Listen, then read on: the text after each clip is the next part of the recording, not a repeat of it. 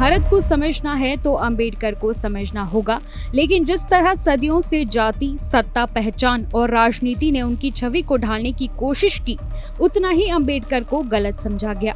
वो सिर्फ संविधान निर्माता नहीं थे, वो सिर्फ दलितों के नेता नहीं थे, वो सिर्फ एक राजनीतिक योद्धा नहीं थे, वो एक विचारों की क्रांति थे जो आज भी जारी है। आज इस डॉक्यूमेंट्री में हम अंबेडकर को किसी पहचान से नहीं बल्कि उनकी बौद्धिक यात्रा से समझेंगे। डॉक्टर अंबेडकर, विचार, संघर्ष और भारत का पुनर्जन्म। जाति का अनुभव। अंबेडकर जाति को सिर्फ सिद्धांत में नहीं, अपनी नसों में लेकर बड़े हुए।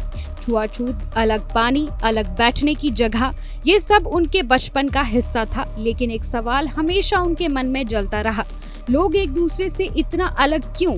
यही सवाल एक पूरी बौद्धिक क्रांति का बीज साबित हुआ। अमेरिका का रास्ता।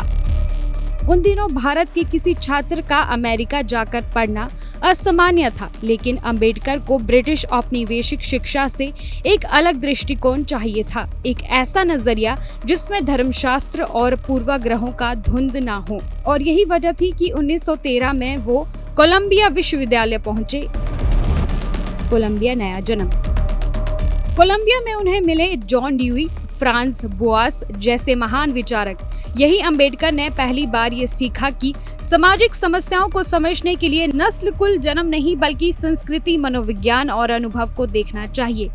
यही से उनकी सोच औपनिवेशिक ढांचे से बाहर निकलकर वैज्ञानिक और मानवीय हो गई। हार्लेम की गलियों का अनुभव। कोलंबिया से लगभग 1 मील दूर था हार्लेम, जहां अमेरिकी काले समुदाय नस्लवाद के खिलाफ लड़ रहा था। अंबेडकर ने जाति और नस्ल की समस्याओं को कंधे से कंधा मिलाकर महसूस किया, लेकिन एक निष्कर्ष निकला, जाति नस्ल नहीं है। रिस्ले, केतकर और यूरोपीय सिद्धांतों को खारिज। हर्बर्ट रिस्ले ने कहा, जाति नस्ल पर आधारित है। कुछ भारतीय समाजशास्त्रियों ने भी ऐसा ही माना, लेकिन अंबेडकर ने ये सब खारिज कर दिया। उनके लिए जाति, नस्ल, खून या जन्म की कहानी नहीं थी। जाति थी एक सामाजिक और मानसिक संरचना। एंडोगैमी, जाति की असली जड़। अंबेडकर का सबसे क्रांतिकारी विचार जाति की जड़ एंडोगैमी है, यानी शादी सिर्फ अपनी जाति में। उन्होंने कहा, इस नियम को बनाए रखने के लिए महिलाओं के शरीर और स्वतंत्रता पर सदियों से सांस्कृतिक और मानसिक नियंत्रण किया गया। ये विचार उस समय एक क्रांति था, क्योंकि पहली बार जाति को लैंगिक और मनोवैज्ञानिक नजरिए से समझाया गया। व्यवहारिक अर्थशास्त्र की रोशनी। अंबेडकर ने जाति को समझने के लिए पुरुष और महिला के श्रम से पैदा होने वाले उत्पादों का विश्लेषण किया।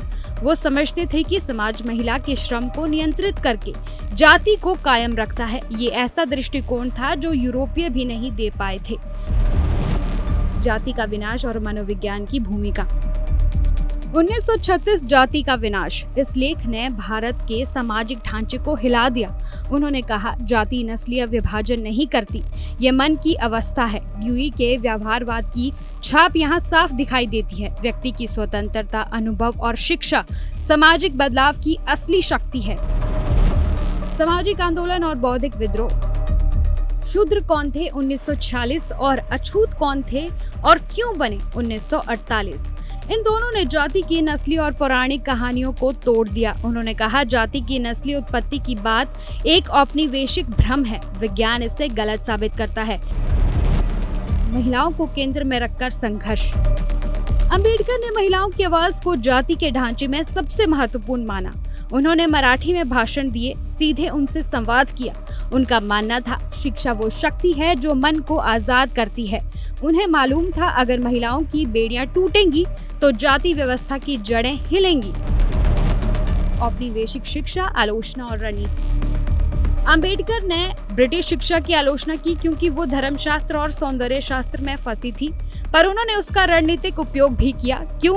क्योंकि वही भाषा, वही ज्ञान प्रणाली भारत को संगठित करने का साधन बन सकती थी।